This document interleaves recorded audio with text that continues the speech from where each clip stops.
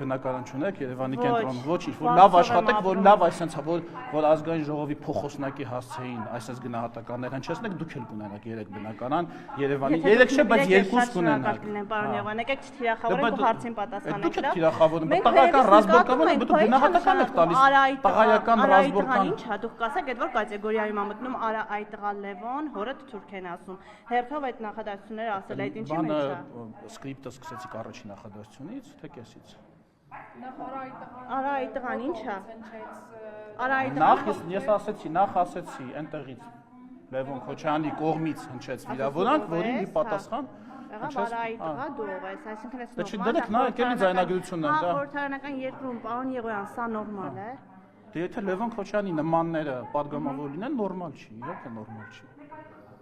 Ուրիշ հարցեր կան։ Ասենք սաղքյանք իրանց են թույլքացել, ասենք հասկացանք 1-2 չենք խոսում, մեզ համեստ ենք պահում։ Ասենք դուք չեք հիշի, շատ երիտասարդ եք էլի, ավակ սերնդից չկան,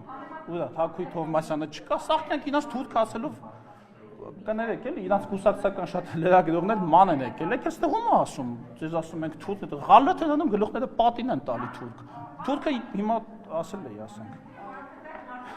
Պարոն Եղոյան, պարոն Քոչարյանի ջղագրի Այլ հարց չունեք։ Պարոն Արշակյանի վարքագծի մեջ այլ խնդիրներ չէիք նկատել։ Օրինակ, կամ իմ օրինակներ կարող է շատ բորբոքված եմ խոսում։ Օրինակ, падգամավորին վայել իմ տոնացիայով եմ ես հիմա խոսում։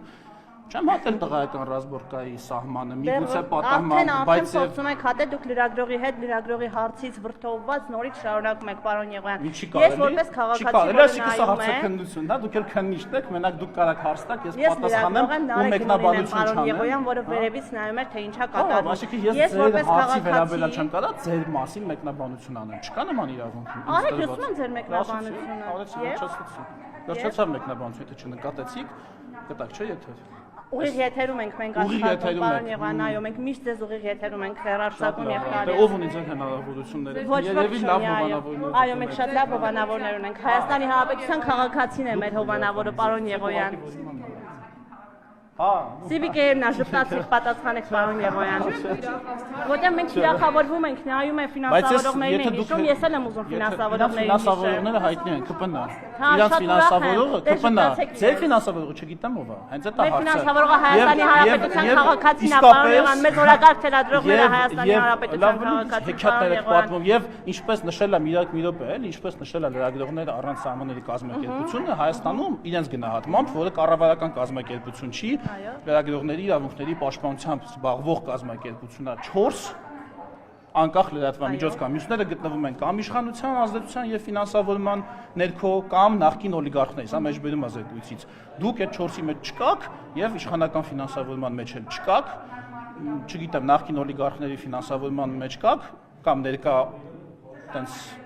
օլիգարխների, չնայած հիմա օլիգարխներ չկան, կան ուղղակի մեծահարուստներ։ Կաք թե չկաք, ժպտում եք, տեսա՞ք, դե որ ժպտում եք։ Շատ լավ, պարոն Եղոյան, խնդրում եմ մեր հարցի պատասխանից չժպտաք, որպեսզի դա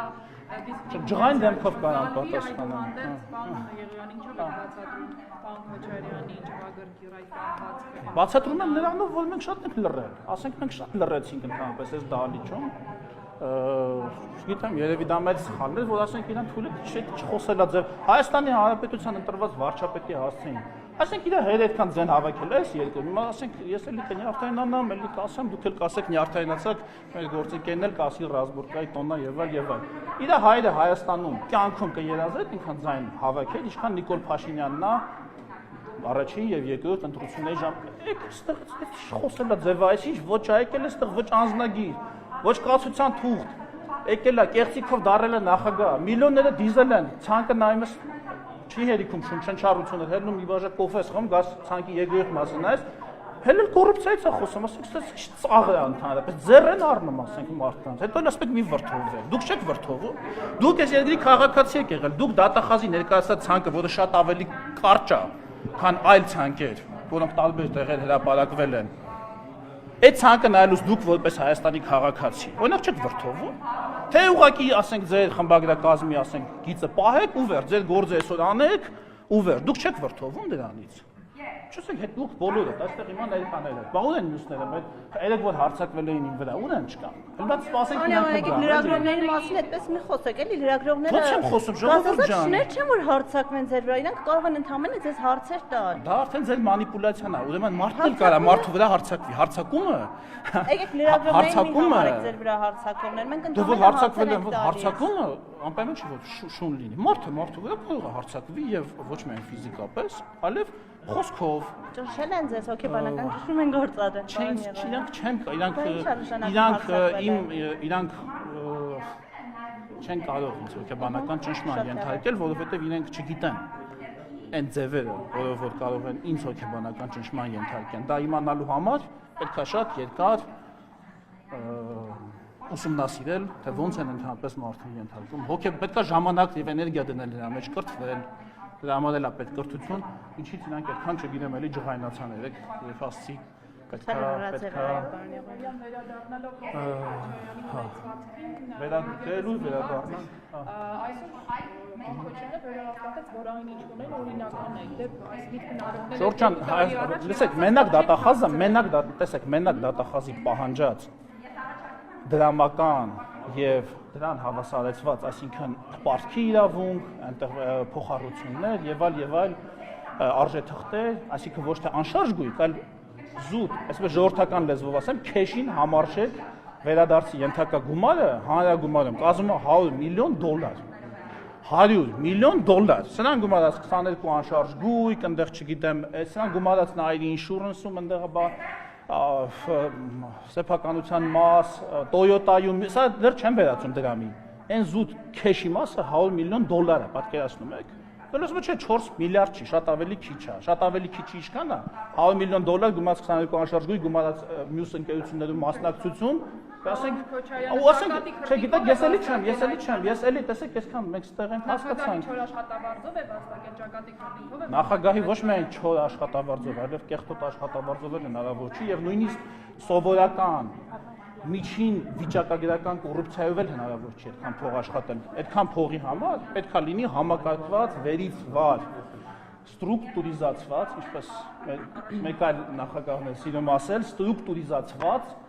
կոռուպցիոն համակարգ, որտեղ ամեն լուման հստակ ունի իր ասոցիատները, ներքևից վերև մուծելով, այնտեղ գալիս է հարկային, մաքսային այնտեղ, բոլոր իրանց փայերը գիտեն եւ այդպես է պետք է հատվածական, այստեղ, այնտեղ աշխարհով հնարավոր չի $100 միլիոն կուտակել։ Ու այդքան գույք։ Ողջ պետական համակարգը Ժորժ ջան, ախր դու իմ մենք ինչ եք པարզ բաներից խոսում։ Հիմա ինձ դուք ասում եք, ուզում եք ասել, որ երկիրը կլոր է, բայց ասենք ես չեմ ուզում ասել, դա արդեն վաղուց հայտնի է։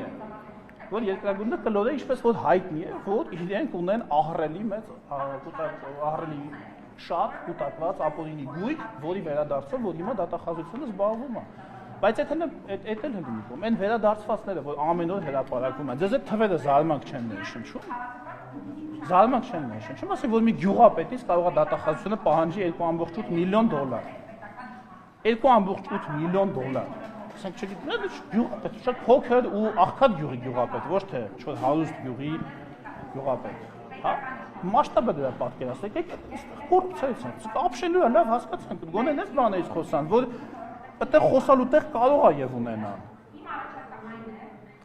Եվ այնուամենայնիվ, հա, ամփոփելով պարոն Եղոյան, ձեզ հետևում էին ազգային ժողովի աշխատանքին քաղաքացիները հետևում էին ուղիղ եթերում, ու այս ամեն ինչին ականատես եղան։ Դուք ազգային ժողովի նիստերի դահլիճում տեղի ունեցած էին։ Լավ, այս առումով ինչ ունեք ասելու, հա, քաղաքացուն։ Ասի մի ժամանակ քաղաքացիների հետ էի խոսում ես։ Ինչ ունեք ասելու, ներողություն խնդրելու կարիք կա, թե չէ, այն ամենին ինչ ականատես են լինում ընդհանրապես նիստերի դահլիճում։ Երբ ձեր կողմից եւ ընդդիմությանն էլ էս հարցը տալու են, այդպես մի նայեք զարմացած։ Անգիր է կարող։ Անգիր է։ Տեսեք, ոչ SMS են ուղարկում ինձ հարցերը, ոչ էլ ես ոչինչ հարց եմ տալիս։ Ներողություն։ Քաղաքացիները ուղիղ եթերում էին նայում ձեզ, հա, պարոն Եղոյան։ Ու ականատես կներեք, էլի հասկանամ, զուտ հասկանամ, ինչի համար ներողություն խնդրեմ, որ վիճել ենք ազգային ժողովի դահլիճում, բայց դահլիճը նաև վեճերի համար է։ Այսինքն սա բան է, սա անկերական հավաք չի է բանին, մեկի ծնունդին, որ գանք ջան ասենք, ջան լսենք, սա քաղաքական պայքարի դահլիճ է եւ այստեղ կարող է լինել վեճ հիմնականում խոսափողներից եւ ուրեմն նախատեսված ելույթի ժամերին, եթե պարոն Քոչյանի պահվածքի նման պահվածք էլի կրկնվի, նաև խոսափողից այսինքն տեղերից արձագանքների միջոցով։ Որտեվ իր ասածը չի կարելի թողել անարձագանք։ Ինքը իրավունք չունի, ընդհանրապես ոչ մեկ իրավունք չունի, ժողովուրդ ջան։ Ասենք հասկանանք էլի, հավանում եք, չեք հավանում, համակիր եք, չեք խոսում ազգային ժողովի, ընտրված փոխնախագահ, ընտրված, այսինքն նախ ժողովրդի կողմից ընտրված որպես падգամավոր, հետո էլ ազգային ժողովի կողմից ընտրված որպես փոխնախագահ։ Ասենք աշխարհի որ մի նորմալ երկրում եք պատկերացնում, падգամավոր տեղից ելնի, ասի դու ով ես։ Հա, ասի դուք վատն եք, սխալն եք, նույնիսկ, չգիտեմ, ինչ որտեղ կոպիտ խոսա, կոշտ խոսա, բայց առանց հետ մարդու, այսինքն չգիտի ով է, այդ ինչ ասելու բան է։ Իսկ ինքը ով է ընդհանրապես, լավ։ Ինձ նույնից եմ ասում, գնում է, չէ՞։ Ինքը ով է բացի իր հոստեղեն լինելուց, ինքը ով է։ Ինչ է արել ինքը այս կյանքում առանց իր հոր։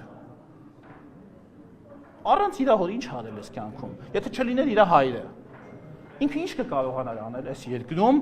այն նրանից ինչ որ արել է։ Կունենար ինքը այնքան գույք, այն որ ասում է 4 միլիարդ չի, քիչ է, հա, այդ քիչը իր ասած, այդ 100 միլիոն դոլարը, կամ 4 միլիոն դոլար։ Կունենար ինքը։ Չասենք դա բան է էլի, ասենք եկել են ումստեղ ինչ են ասում, ընդհանրապես թող ասենք հա էլի հասկացանք, այդ փողը կարա մարդու մոտ բան ստեղծի, պահի տակ տես կարող է գլխապտույց ստեղծի եւ այլ, բայց չմոտ հասկանանք էլի ով բարեկամն է եւ այլ։ Պարոն Քոչարյանի ոչ ստանդարտը, պատգամավորի ոչխարի, ճղածին, գեցվածքի մեջ ինչ որ միտում տեսնում եք, եթե ապա։ Այո, իհարկե, այո, միտում տեսնում եմ եւ կարծում եմ, որ սա կազմակերպված մեկ մեծ միասնական պլանի մի մասն է եւ այդ պլանը պիտի ձախողել ամեն գնով, որովհետեւ այդ պլանը Հայաստանի Հանրապետության շահերը սպասարկելու համար չի գծվել։ Հայաստանի Հանրապետության շահերին դեմ աշխատելու համար է գծվել այդ պլանը։ Եվ որն է դրա վերջնանպատակը։ Դրա վերջնանպատակը Հայաստանի Հանրապետության ինքնիշխանության կորուստն է։ Այդ չարաբաստիկ պլանի, ինչպիսին որ արդեն մի քանի անգամ գործարկվել է եւ ինչպիսին որ մի քանի փուլով այդ ինքնիշխանությունը արդեն զիջվել է այդ մարդկանց կողմից։ Այդ է դրա պլանը։ Շնորհակալություն։ Ձեզ էլ շնորհակալություն։